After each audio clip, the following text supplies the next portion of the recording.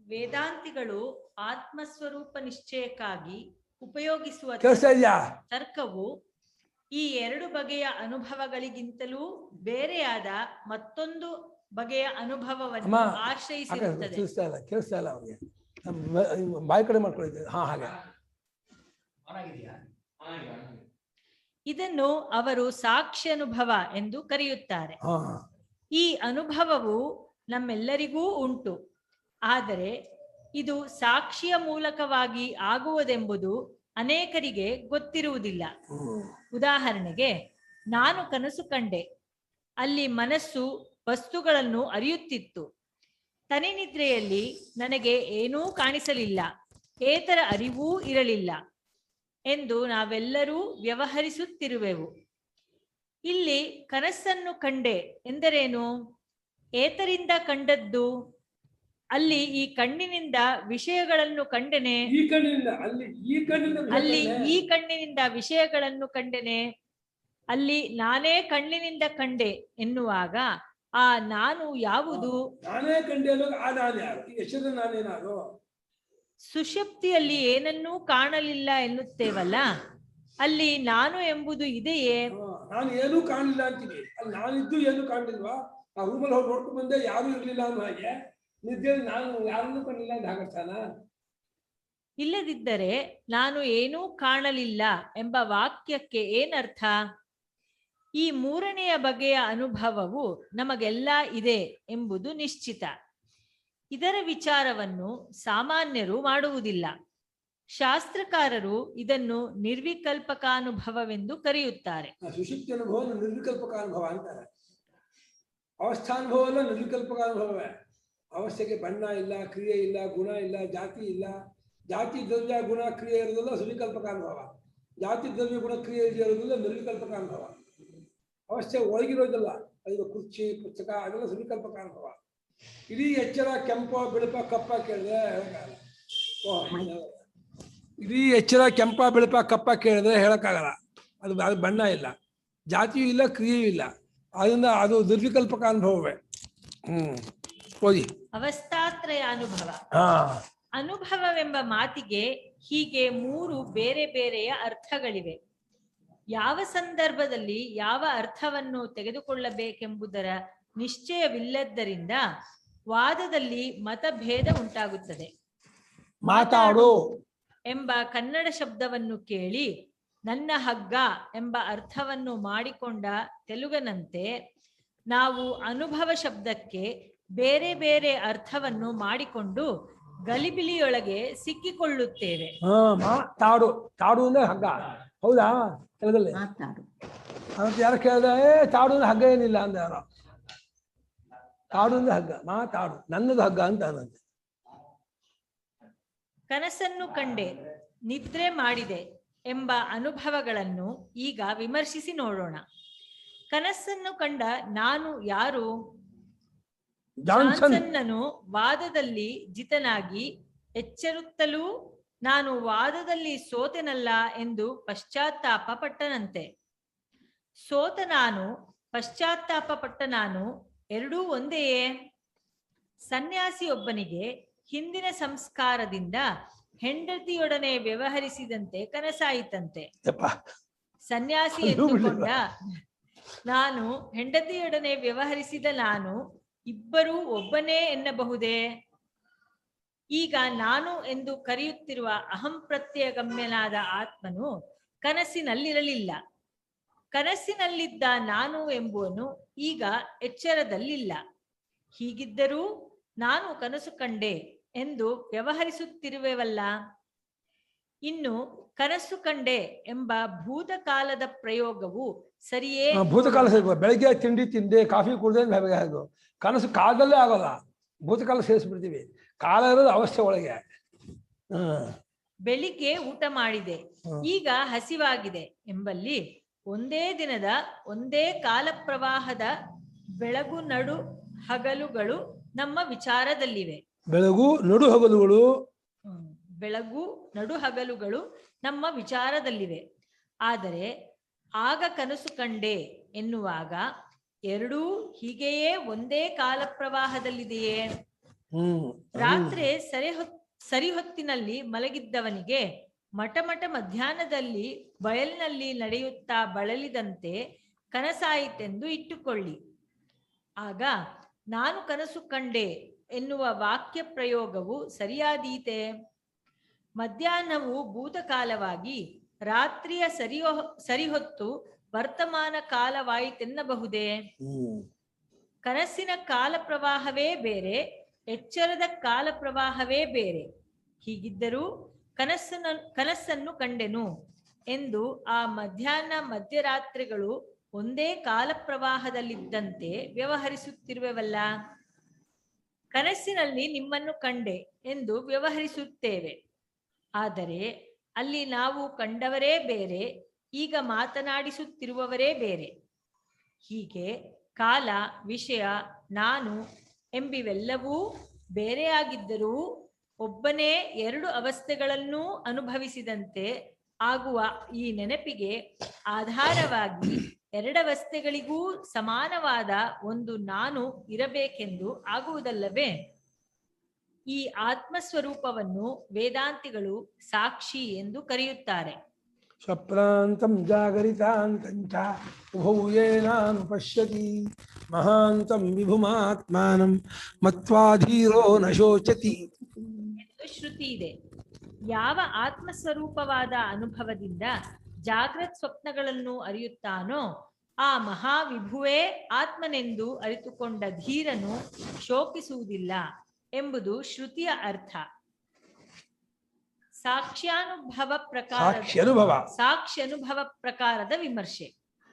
ಸಾಕ್ಷಿಯು ಅರಿಯುವ ಪ್ರಕಾರವನ್ನು ಸ್ವಲ್ಪ ವಿಮರ್ಶಿಸುವುದು ಒಳ್ಳೆಯದು. ಮನಸ್ಸು ವಿಷಯಗಳನ್ನು ಅರಿಯುವಾಗ ಆಯಾ ಇಂದ್ರಿಯಗಳ ಮೂಲಕವಾಗಿ ಅದರ ವೃತ್ತಿಯು ಹೋಗಿ ವಿಷಯದ ಆಕಾರವಾಗಿ ಅದನ್ನು ತಿಳಿಸುತ್ತದೆ. ಹಸು ಆಕಾರ ಆಗುತ್ತೆ ಮನಸ್ಸು. ಹಲಸಿನ ಹಣ್ಣಿನ ಆಕಾರ ಆಗುತ್ತೆ. ಯಾವನು ಈ ಮನೋವೃತ್ತಿಯ ಮೂಲಕವಾಗಿ ವಿಷಯಗಳನ್ನು ಅರಿಯುತ್ತಾನೋ ಅವನಲ್ಲಿ ಯಾವುದೋ ಒಂದು ವಿಕಾರವಾಗದೆ ವಿಷಯದ ಅರಿವು ಆಗುವುದೇ ಇಲ್ಲ. ಸಾಕ್ಷಿ ರೂಪನಾದ ಆತ್ಮನು ಹೀಗಲ್ಲ. ಅವನು ಆಯಾ ವಿಷಯದ ಆಕಾರವಾಗಿ ಪರಿಣಮಿಸಬೇಕಾದದ್ದೇನೂ ಇಲ್ಲ. ಸೂರ್ಯನು ತಾನು ಇದ್ದಂತೆಯೇ ಇದ್ದು ವಸ್ತುಗಳನ್ನು ಬೆಳಗುವಂತೆಯೇ ಈ ಸಾಕ್ಷ್ಯಾತ್ಮನು ತನ್ನ ಮುಂದಿರುವ ವಿಷಯವನ್ನು ತನ್ನಲ್ಲಿ ಯಾವ ವಿಕಾರವನ್ನೂ ಪಡೆಯದೆಯೇ ಬೆಳಗುತ್ತಾನೆ. ಸೂರ್ಯನು ಬೆಳಗುತ್ತಾನೆ ಎಂಬುದು ಒಂದು ಕ್ರಿಯೆಯಲ್ಲ. ಉಪದೇಶ ಸಾಹಸ್ರಿಯಲ್ಲಿ ಆಚಾರ್ಯರು ಇದನ್ನು ಹೀಗೆ ವಿವರಿಸಿ ತಿಳಿಸಿಕೊಟ್ಟಿರುತ್ತಾರೆ.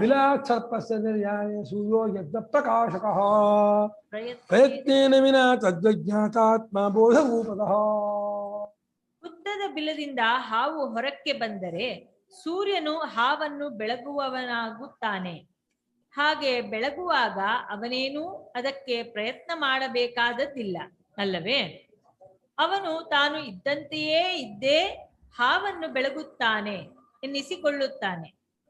ಅದರಂತೆಯೇ ಈ ಆತ್ಮನು ತನ್ನ ಪ್ರಯತ್ನವೇನೂ ಇಲ್ಲದೆಯೇ ತನ್ನ ಸ್ವರೂಪದಲ್ಲಿ ಯಾವ ವಿಕಾರವೂ ಆಗದೆಯೇ ತನ್ನ ಮುಂದೆ ಕಾಣಿಸುವ ಜಾಗ್ರದಾದಿ ಅವಸ್ಥೆಗಳನ್ನು ಬೆಳಗುತ್ತಾನೆ.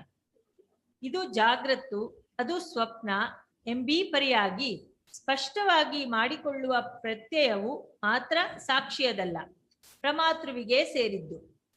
ಪ್ರಮಾತೃ ವಿಷಯವನ್ನು ಅನುಭವಿಸುವಾಗ ಅವನ ಅಂತಃಕರಣವು ಆಯಾ ವಿಷಯಾಕಾರವಾಗಿ ಪರಿಣಮಿಸಲೇಬೇಕಾದದ್ದರಿಂದ ಅವನು ವಿಷಯಗಳನ್ನು ಒಂದೊಂದಾಗಿಯೇ ಬೆಳಗುತ್ತಾನೆ. ಆದರೆ ಈ ಸಾಕ್ಷಿಯು ಹಾಗಲ್ಲ.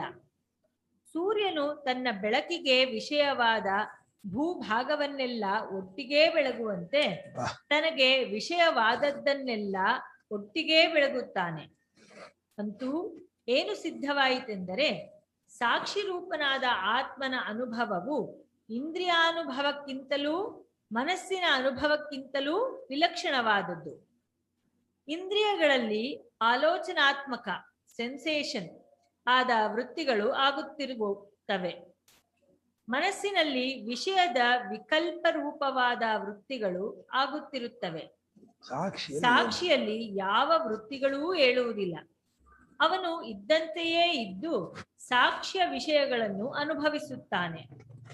ಅವನು ಅನುಭವ ಸ್ವರೂಪನಾಗಿಯೇ ಇರುತ್ತಾನಾದ್ದರಿಂದ ಅವನ ಸನ್ನಿಧಿಯೇ ಸಾಕ್ಷ್ಯದ ಅನುಭವಕ್ಕೆ ಸಾಕಾಗಿರುತ್ತದೆ.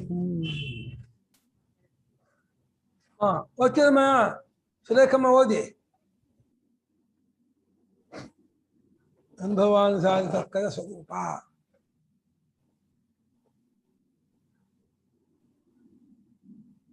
ಯಾಕೆ ಇಂದುಮತಿ ಅಮ್ಮ 2 ದಿವಸ ಬಂದೇ ಇಲ್ಲ? ಎಲ್ಲೋಗಿದ್ರು? ಚಕ್ಕರ್ರು ಕ್ಲಾಸಿಗೆ. ಇಂದುಮತಿ ಅಮ್ಮ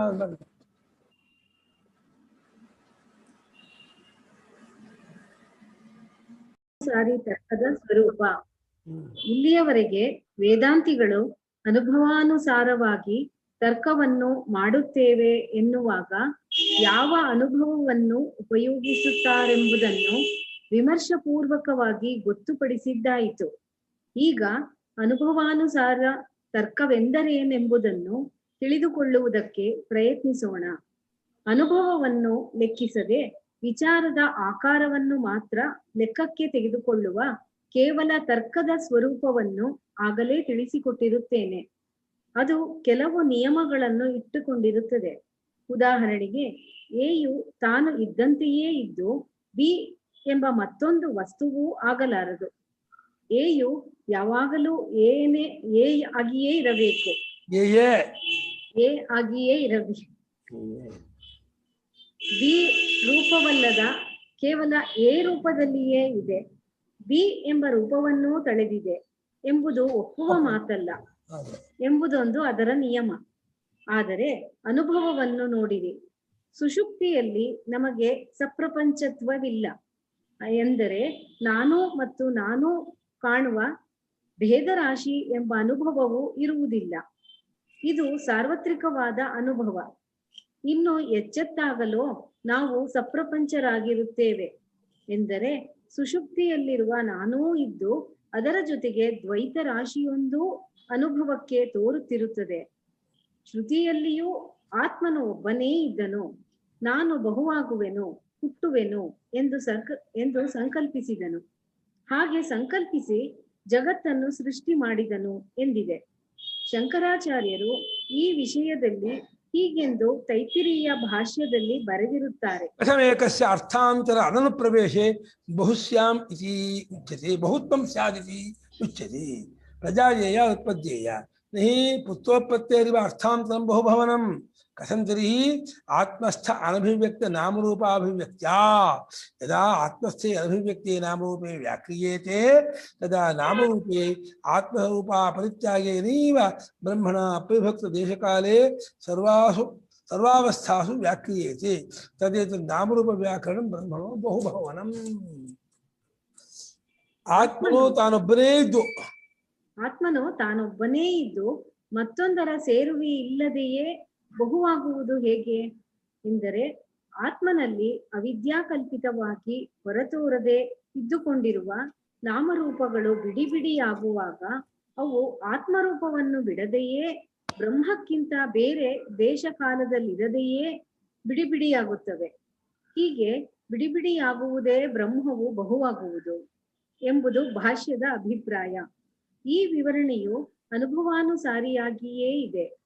ಸುಷುಪ್ತಿಯಲ್ಲಿ ಆತ್ಮನೊಬ್ಬನೇ ಇರುತ್ತಾನೆ. ಜಾಗೃತಿನಲ್ಲಿ ಪ್ರಪಂಚವೂ ಇರುತ್ತದೆ. ಆದರೆ ಈ ಬಿಡಿ ಬಿಡಿಯಾಗಿ ತೋರುವ ನಾಮರೂಪಗಳ ಪ್ರಪಂಚವು ಆತ್ಮನನ್ನು ಬಿಟ್ಟು ಎರಡನೆಯದು ಎಂದು ಹೇಳಿಸಿಕೊಳ್ಳುವಂಥದ್ದಲ್ಲ. ಬೇರೆ ಬೇರೆಯ ದೇಶಗಳಲ್ಲಿ ಅಥವಾ ಕಾಲಗಳಲ್ಲಿ ಇರುವ ವಸ್ತುಗಳನ್ನು ಎರಡು ಎನ್ನಬಹುದು. ಆದರೆ ಆತ್ಮನು ಕಾಲದಲ್ಲಿಲ್ಲ. ಇದು ಸುಷುಪ್ತಿಯ ಅನುಭವದಿಂದ ಗೊತ್ತಾಗುತ್ತದೆ. ಪ್ರಪಂಚವೂ ದೇಶಕಾಲ ವಿಶಿಷ್ಟವೇ ಆಗಿರುತ್ತದೆ. ಅದು ತನಗಿಂತ ಬೇರೆಯಾದ ದೇಶಕಾಲಗಳಲ್ಲಿಲ್ಲ. ಅದು ತೋರುವಾಗ ಆತ್ಮನನ್ನು ಬಿಟ್ಟು ಬೇರೆಯಾಗಿ ತೋರುವುದೇ ಇಲ್ಲ. ಆತ್ಮನಿಲ್ಲ, ಪ್ರಪಂಚವಿದೆ ಎಂಬ ಅನುಭವವು ಯಾರಿಗೂ ಇಲ್ಲ. ಆದ್ದರಿಂದ ಪ್ರಪಂಚದ ಇರವು ಆತ್ಮನ ಇರವೇ. ಆತ್ಮನ ಇರವಿಗಿಂತ ಅದಕ್ಕೆ ಬೇರೆಯ ಇರವು ಇಲ್ಲವೇ ಇಲ್ಲ. ಆದ್ದರಿಂದ ಆತ್ಮನು ಇದ್ದಂತೆಯೂ ಇದ್ದಾನೆ, ಪ್ರಪಂಚವಾಗಿಯೂ ತೋರಿಕೊಂಡಿದ್ದಾನೆ. ಇದು ಕೇವಲ ತರ್ಕಕ್ಕೆ ವಿರುದ್ಧವಾಗಿರಬಹುದು, ಆದರೆ ಅನುಭವಕ್ಕಂತೂ ಹೊಂದುಗೆಯಾಗಿದೆ. ನೀರೇ ನೊರೆಯಾಗಿ ತೋರುತ್ತದೆ, ಆದರೆ ನೀರಾಗಿರುವಾಗಲೂ ನೊರೆಯಾಗಿ ತೋರುವಾಗಲೂ ನೀರಾಗಿಯೇ ಇರುತ್ತದೆಯಲ್ಲವೇ? ಅದರಂತೆಯೇ ಇದು. ಈ ರೀತಿಯಾಗಿ ಪ್ರಪಂಚವು ತಾನು ತೋರುವ ರೂಪದಿಂದ ಬೇರೆಯಾಗಿ ಕಂಡರೂ ಆಗಲೂ ಆತ್ಮನೇ ಆಗಿರುತ್ತದೆ. ಇದೇ ತತ್ವಾನ್ಯತ್ವಾಭ್ಯಾಂ ಅನಿರ್ವಚನೀಯಂ. ಅದೆಂದಾಗಲಿ ಅಲ್ಲವೆಂದಾಗಲಿ ಗೊತ್ತುಪಡಿಸಿ ಹೇಳುವುದಕ್ಕೆ ಬಾರದ ಎಂಬುದು. ಅದೆಂದಾಗಲಿ ಅದಲ್ಲವೆಂದಾಗಲಿ ಗೊತ್ತುಪಡಿಸುವುದಕ್ಕೆ ಬಾರದ ತರ್ಕವನ್ನು ಅನುಭವಕ್ಕೆ ಹೊಂದಿಸಿಕೊಳ್ಳಬೇಕಾಗುವ ಸಂದರ್ಭ. ಹಾಗಾದರೆ ಪದಾರ್ಥವು ತಾನೂ ಆಗಿದ್ದು ಬೇರೊಂದೂ ಆಗಿರಲಾರದು ಎಂಬ ತರ್ಕಕ್ಕೆ ಏನು ಗತಿ ಎಂದರೆ, ಅದನ್ನು ಅನುಭವಕ್ಕೆ ಸರಿಯಾಗಿ ಹೊಂದಿಸಿಕೊಳ್ಳಬೇಕು. ಆತ್ಮನು ಆತ್ಮನೇ ಆಗಿರುತ್ತಾನೆ, ಪ್ರಪಂಚವಾಗಿಯೂ ತೋರುತ್ತಾನೆ ಎಂಬುದು ಅನುಭವ. ಆದ್ದರಿಂದ ಪ್ರಪಂಚವಾಗಿ ತೋರಿದ್ದು ಮಿಥ್ಯಾಭಾಸವು ಮಾತ್ರವೇ ಎಂದು ತರ್ಕಿಸಬೇಕು. ನೂರಾರು ಕನ್ನಡಿಗಳಲ್ಲಿ ನೂರಾರು ಪ್ರತಿಬಿಂಬಗಳಾಗಿ ಕಂಡ ಮಾತ್ರದಿಂದ ಮನುಷ್ಯನ ಸ್ವರೂಪಕ್ಕೆ ಏನೂ ಕೊರತೆ ಇಲ್ಲವಷ್ಟೇ. ಅದರಂತೆ ಆತ್ಮನು ನಾನಾ ರೂಪವಾದ ಪ್ರಪಂಚವಾಗಿ ಕಂಡ ಮಾತ್ರದಿಂದ ಅವನ ಸ್ವರೂಪಕ್ಕೇನೂ ಕೊರತೆಯಾಗಿರುವುದಿಲ್ಲ ಎಂದು ಅನುಭವಕ್ಕೆ ಸರಿಯಾಗಿ ತರ್ಕಿಸಬೇಕು. ವೇದಾಂತದಲ್ಲಿ ಆಕಾಶವೂ ಕಾಲವೂ ಬ್ರಹ್ಮದಿಂದ ಹುಟ್ಟುತ್ತವೆ ಎಂದು ಹೇಳಿದೆ. ಇದು ಕೇವಲ ತರ್ಕಕ್ಕೆ ಹೊಂದುವುದಿಲ್ಲ. ಆಕಾಶವು ಎಲ್ಲಿ ಹುಟ್ಟಬೇಕು, ಕಾಲವು ಯಾವಾಗ ಹುಟ್ಟಬೇಕು ಎಂದು ತರ್ಕದವರು ಪ್ರಶ್ನೆ ಮಾಡಬಹುದು. ಆದರೆ ಹುಟ್ಟುವುದು ಎಂದರೆ ದೇಶದಲ್ಲಿ ಅಥವಾ ಕಾಲದಲ್ಲಿ ಹುಟ್ಟಬೇಕು ಎಂಬುದು ಬುದ್ಧಿಯು ಕಲ್ಪಿಸಿಕೊಂಡಿರುವ ನಿಯಮ. ಸುಷುಪ್ತಿಯಲ್ಲಿ ಆಕಾಶವಿಲ್ಲ, ಕಾಲವಿಲ್ಲ, ಜಾಗೃತಿನಲ್ಲಿ ಇದೆ. ಆದ್ದರಿಂದ ಆತ್ಮನೊಬ್ಬನೇ ಇದ್ದು ಕಾಲಾಕಾಶಗಳ ರೂಪದಿಂದಲೂ ತೋರಿಕೊಳ್ಳುತ್ತಿದ್ದಾನೆಂದಾಯಿತು. ಹೀಗೆ ಅನುಭವವಿದ್ದರೂ ಅದಕ್ಕೆ ವಿರುದ್ಧವಾಗಿ ತರ್ಕಿಸುವುದು ಕುತರ್ಕ. ಆಕಾಶವು ಹುಟ್ಟದೇ ಇರುವಾಗ ಹೇಗೆ ಇತ್ತು, ಈಗ ಯಾವ ವಿಶೇಷವನ್ನು ಪಡೆಯಿತು ಎಂಬುದನ್ನು ಗೊತ್ತುಪಡಿಸಲಾಗುವುದಿಲ್ಲವಲ್ಲ ಎಂದು ಪೂರ್ವ ಪಕ್ಷಿಯು ಶಂಕಿಸಿದ್ದಕ್ಕೆ, ಅದಕ್ಕೆ ಈಗ ಯಾವ ವಿಶೇಷ ಸ್ವರೂಪದಿಂದ ಪೃಥಿವ್ಯಾದಿಗಳಿಗಿಂತ ಬೇರೆ ಎನಿಸಿಕೊಂಡಿದೆಯೋ ಆ ವಿಶೇಷವೇ ಮೊದಲು ಇರಲಿಲ್ಲ ಎಂದು ಗೊತ್ತು ಮಾಡಿಕೊಳ್ಳಿರಿ ಎಂದು ಭಾಷ್ಯಕಾರರು ಉತ್ತರ ಕೊಟ್ಟಿರುತ್ತಾರೆ. ಸುಷುಪ್ತಿಯನ್ನು ನೋಡಿದರೆ ಅಲ್ಲಿ ಯಾವ ಆಕಾಶವೂ ಇರಲಿಲ್ಲವೆಂಬುದು ಅನುಭವಕ್ಕೆ ಬರುವುದರಿಂದ ಇದು ಸತ್ತರ್ಕವಾಗುತ್ತದೆ. ತರ್ಕವು ಅನುಭವಾನುಸಾರಿಯಾದ ವಸ್ತು ಸ್ಥಿತಿಯನ್ನು ಅನುಸರಿಸಬೇಕೇ ಹೊರತು ವಸ್ತುಸ್ಥಿತಿಯು ತರ್ಕವನ್ನು ಅನುಸರಿಸಬೇಕೆಂದು ಕಟ್ಟು ಮಾಡುವುದು ಸರಿಯಲ್ಲ. ಟೈಮ್ ಆಯ್ತು.